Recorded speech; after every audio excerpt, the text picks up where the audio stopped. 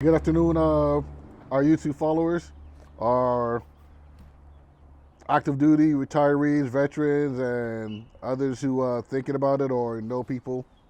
Good afternoon. We just got finished with our 3 mile walk off the 54 East and West Canal Plaza Bonita. From you guys stationed in San Diego, know what we're talking about. We walk along there every morning, Monday through Thursday. But we're not here to talk about that. We're here to talk about what interests us in joining the Navy, what got us to where we are today. So I'm gonna start off asking Gino, what got you into joining the Navy? The reason I joined the Navy was because I needed a job. No. Actually, I went to go see the movie Top Gun. Ta-da! I saw it like 18 times in the movie theater. And I fell in love with the movie. I'm not a big Tom Cruise fan, but the movie itself was pretty cool. I liked it. I liked that F-14 Tomcat. I never even heard of it. Um, didn't know anything about aircraft. But when I joined, I went to a squadron. It was called VFA 106 out of Fallon, Nevada. We were a detachment. The mother squadron was in Cecil Field, Jacksonville, Florida. And so they would fly out periodically to Fallon, and they would do bombing runs there, because Fallon was pretty much just a bombing range. But back to the aviation thing, when I first went to go see a recruiter for the Navy, I said, I want to do stuff like they do in the movie Top Gun. And the guy starts laughing, of course, and he says, we get a lot of kids coming in saying the same thing. So he says, okay, we'll take this ASVAB test. I passed it. And he asked me, and then back in those days, I was so interested in trying to put on some weight and muscle and all this other stuff, because I think I was just like 145 pounds or something like that.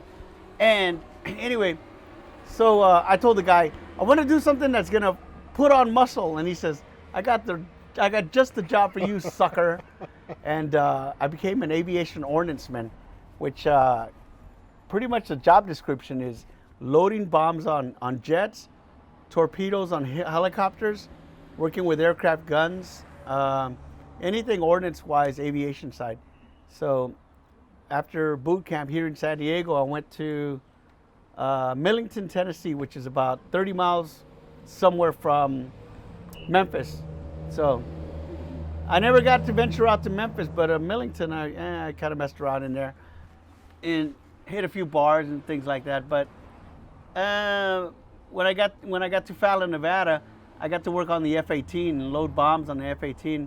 I think they were called Legacies at the time, Charlies, and it was cool. I liked it. I liked it a lot. The only thing I didn't like was in the wintertime when it would get cold, and you have to clean what's called feet and breeches. So feet are these little elbow-looking things, and they got a metal cap in the bottom of them. And the breech is this big old long barrel in the back. So the breech, you put an explosive in the back of it, and you connect it with a wire, with a cable, and the foot sits in there to when the CAD or cartridge activated device is what it was called. When that would explode, it would send the gases through this tube, the breech, and then it would send the gas to this thing that would push the bomb away, and that was it. But so we had to load all these practice bombs on these jets. But I had a good time. I loved it. But I credit all that to this stupid movie right here. But being an aviation ordnanceman and seeing Top Gun again, you see all the BS. You see all the, like a blue tube, anything blue for ordnance is what's called inert, or it's a practice bomb or a practice missile. Use it to practice. If you look at Top Gun, the movie now, and it's probably ruined the movie for you, but they're flying, doing all these freaking maneuvers and stuff, and then you see the guy flying with a blue tube on the missile, an AIM-9 Sidewinder missile. We call them blue tubes, because the real ones are white and they have a yellow and brown stripe on them. So yellow is for high explosives. I believe it's no, yeah. Yellow is high explosives. and the brown was it's a live motor. So that actually had a motor that would fire off and chase another jet. Okay, okay. Heat-seeking missiles. So yeah, that was pretty cool. So it was Top Gun that got me interested in it. And like I said, I went to the theater. I never snuck in. I went to the theater 18 times to go see that movie. Paid 18 times. 18 times. And what's crazy is what's beautiful is the other day we were at NTC, and so you were asking me about a club, that there was a club there. And I was Oh yeah, like, on the training site. right. And I was Well, I like, went to I don't A-school. remember a club. But then I started thinking about Top Gun, and that they filmed a scene there where Kelly McGillis walks into a restroom, and he walks right behind her, and they have a conversation in there. That's where that club was at. Then they filmed another scene at Miramar, but they also filmed a scene where they're playing the piano in a restaurant. It's called Kansas City Barbecue. So here in San downtown. Diego alone, in Oceanside, downtown, yeah. Cabrillo National Monument is where they had the commanding officer living there, because it's really not a house for anybody to be living in. I think it's just, Yeah, it's just like for looks. I think so. I don't know. Yeah, nobody lives there. Yeah. But yeah, a lot of people always ask me like, hey, what got you interested in the Navy? And I tell them, Top Gun. When I got to the carrier, because I did the Kitty Hawk, my first and only carrier, and I remember being on the mess decks. You guys were the ones that were pushing, and I remember to see bombs. We standing in like one of the trays, Yeah. and I would just see bombs coming across the mess decks, Yeah. coming across on these wheelbarrows. Yeah. Wheelbarrow thing, like, Yeah. it was just bombs, boom, boom.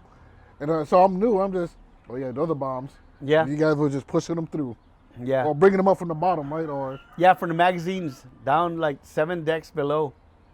Yeah, because there were elevators on the mess decks, and so they had to open up the elevator, and they were coming down from way down below in one of the magazines, bringing them up to the top. It's funny that you say about that wheelbarrow. I forget what it was called. It's what is the name for it? But it's got 2 wheels, and it stacks 2 500-pound bombs on it, and one 500 is pounds? 500 pounds each. So imagine you're a young, skinny little kid at 140 pounds. You're being thrown into the fire, like go fight, and you're being told to take this wheelbarrow or two.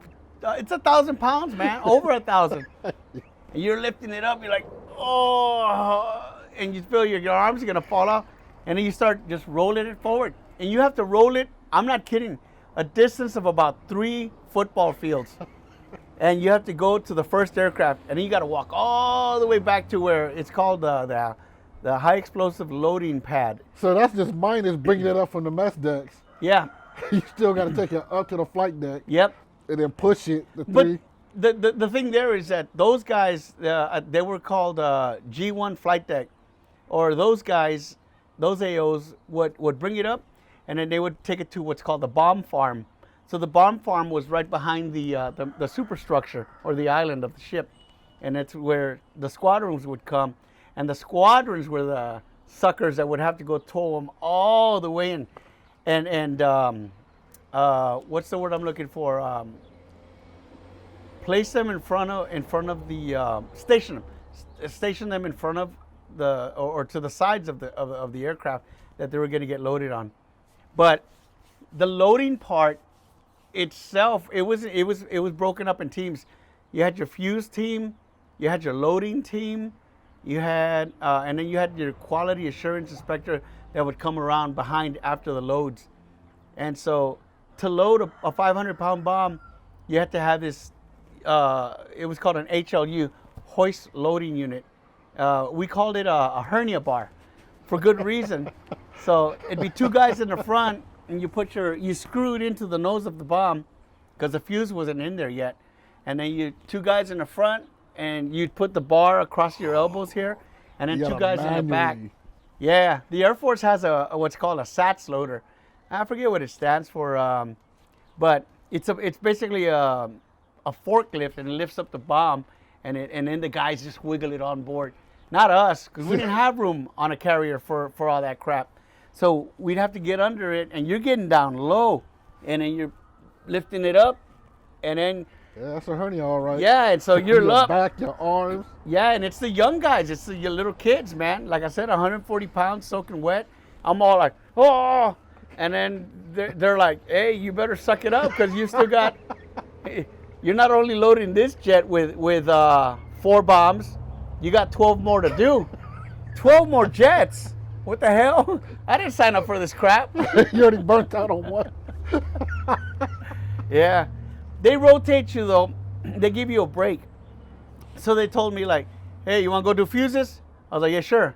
So brand new, never touched a fuse before. And the fuse, I'm not kidding, man. It's about, God, I wish I had something to. It's about as big as long as this can, and it depends on the fuse. It's about this long, and what you do, it comes with these tags, and in the front it's got this thing called an arming vane, and so when the bomb is dropping, this thing is spinning, and inside the bomb, there's all these rods, or there's just a rod, and they're not aligned, so they line up, and once they're lined up, that thing is boom, ready to blow.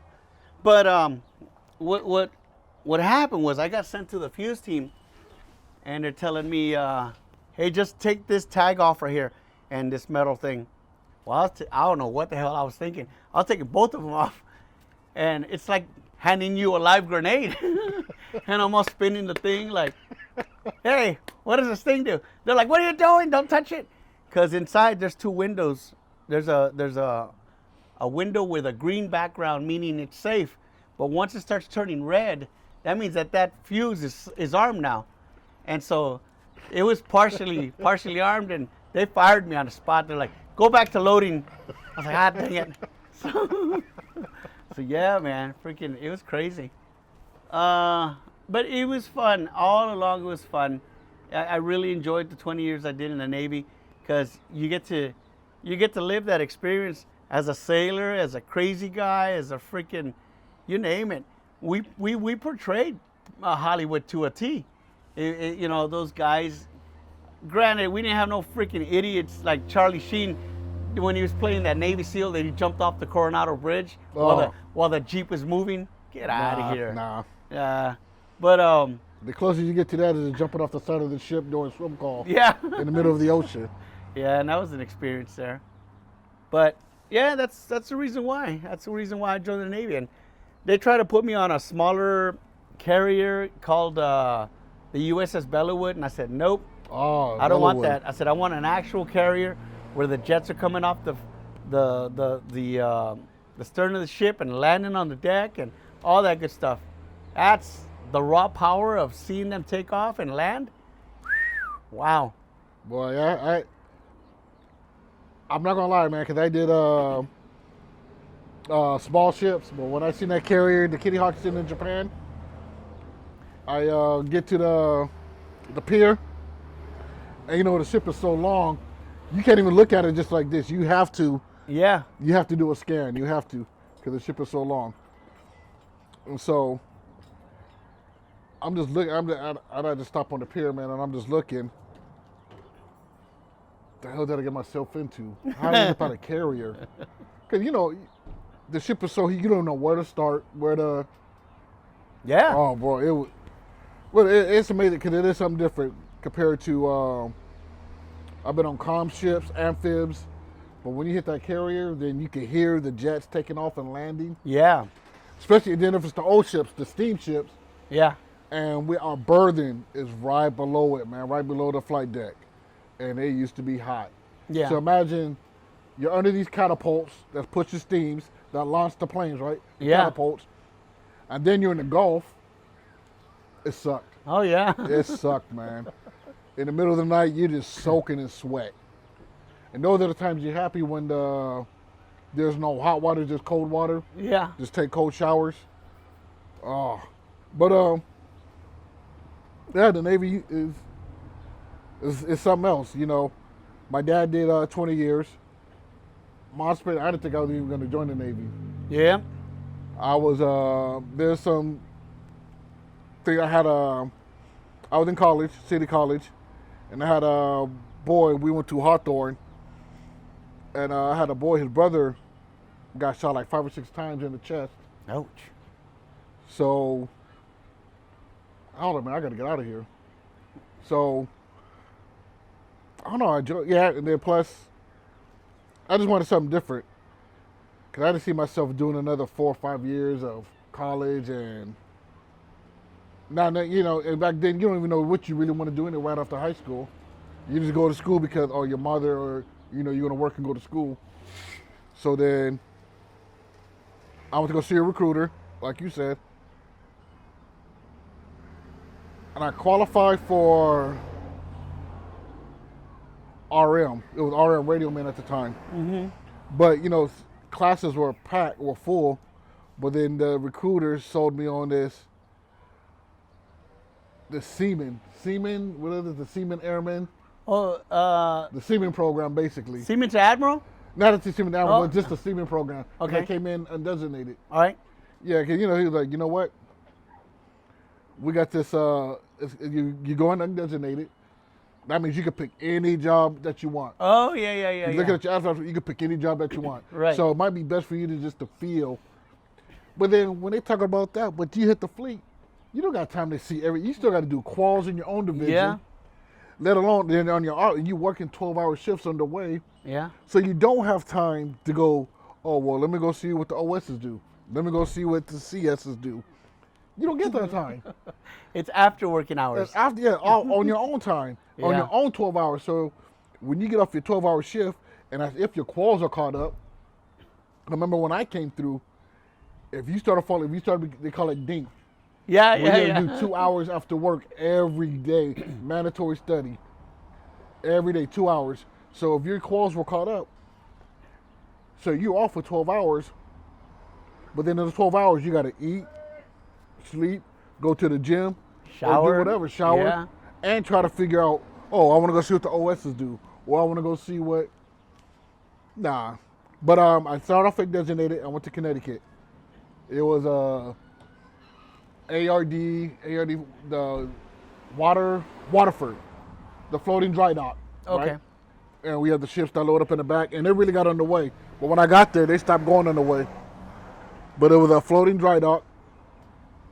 The front end was built like a ship, with the whole stern, with the anchor and all that. And the back was open. We drop it, ships and subs. We bring ships and subs in. Now, when you said that you guys had to load up manually, this is after 20 years, we were still doing shit manually. I couldn't get that. Yeah. Every other, like you said, the Air Force has something, a machine that would, Load. but not the Navy. Bro, even when you go side by side to do an unwrap, they do the line over. Yep, they shoot it over, bam. You have sailors sitting there trying to hold a fucking ship side by side with a distance of 300 feet in between so they don't touch. But you're trying to hold, you got a line, port side or whatever side, full of personnel holding a damn line of a damn Navy ship. And you're in the water and it's rocking. I couldn't understand that, man. My first ship, the Waterford, we had to bring in subs manually. You pull in a line. All right, go to the next chock, tie it up. Yeah. Lean back on the line. Make sure it don't pop. Give it slack. All right, the next one. You bringing in a fucking sub, man, by fucking hand. And like I was so underweight, and I'm not gonna lie, man. I had to get a waiver. I was under 130 pounds. Wow. I had to get a waiver. My mom and dad had to sign for me to go to the Navy. I was underweight. But everything was manual, and I couldn't. And to this day, I still couldn't believe it. But Yeah, I think they still to this day do a lot of crazy stuff.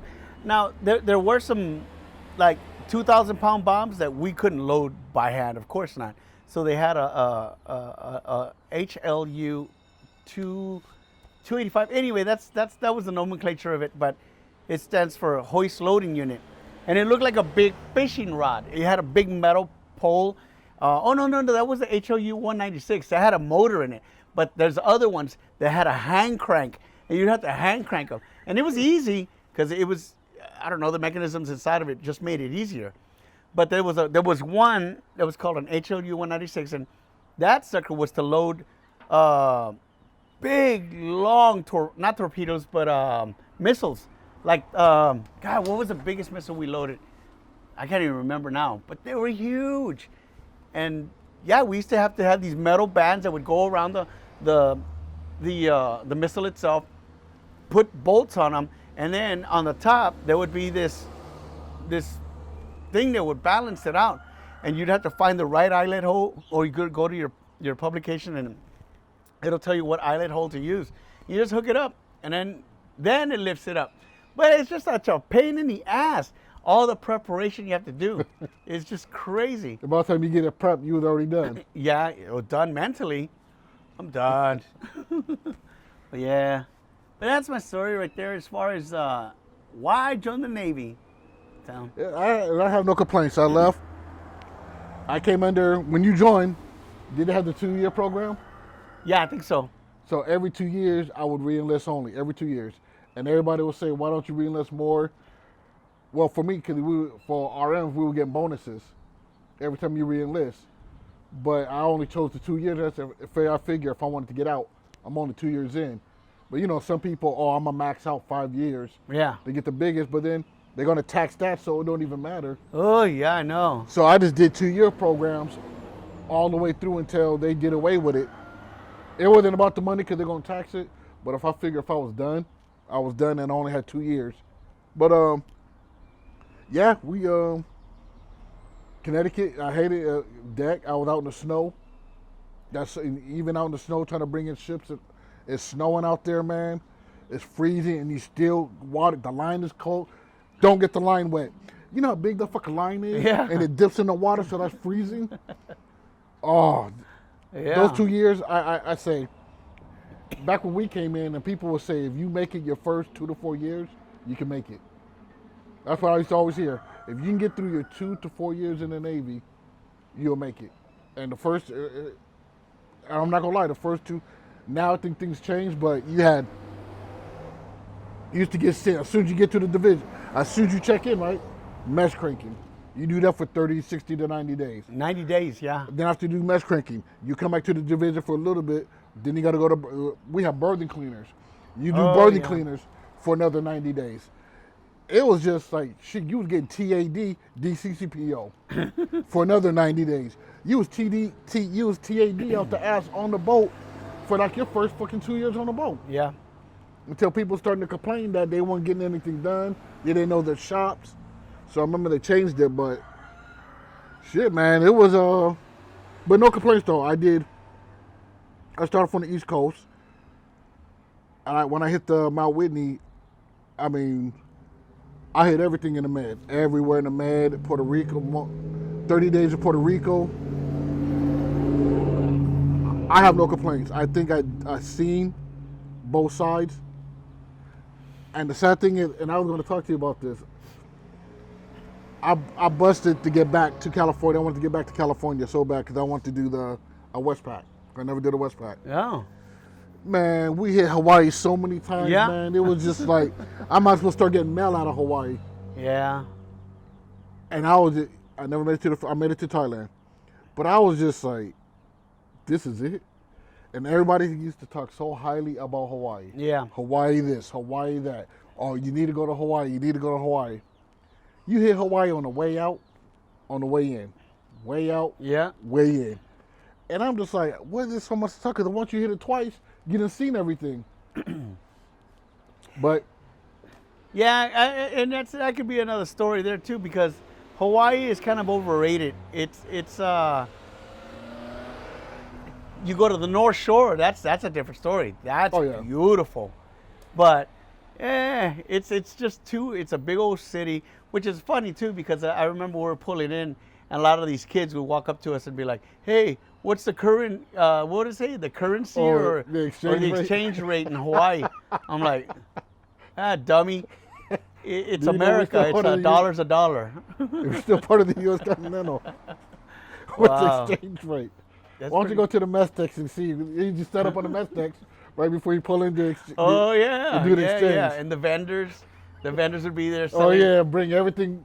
All sorts of stupid crap that they would bring in to So sell. before you even pull in, they just it looked like a damn yeah, like a farmer's market. Like a farmer's market on the Mestex, right? Everybody's all like, what you got? What you got? Oh, yeah, how much for that wooden elephant head?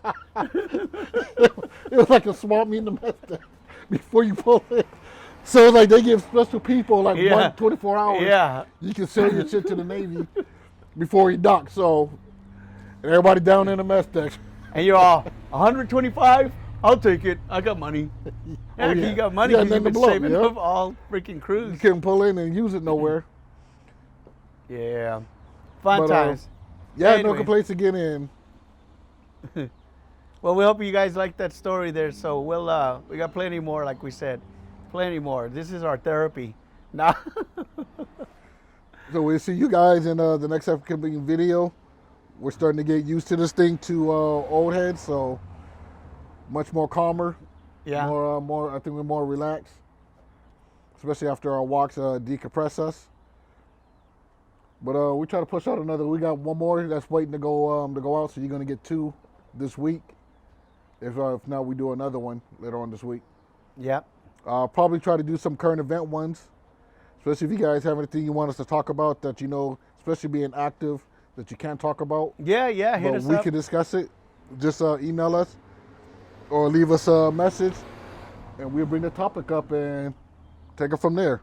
See where we can go with it and what answers or questions we come up with. Yeah, definitely. If there's anybody out there that's in a particular rate, like I was an aviation ordnanceman, he was an IT, and so you guys get any questions that you guys want to pick our brains over, shoot us an email. Maybe we have an answer for you. Maybe we'll show you how to do it right, wrong, whatever. Probably the wrong way, but Oh, well, old school way. I was old school, so before everything got computerized, we were doing everything circus pipe patching. I was doing everything patching, which I think they're starting to get away from that. Everything is just automated. So if you lose power to the ship, you just lose everything. yikes. But Wow. we'll talk about that future events, future topics. So I'm going to just post farewell following seas. See y'all later. Now we pretend we're talking about whatever.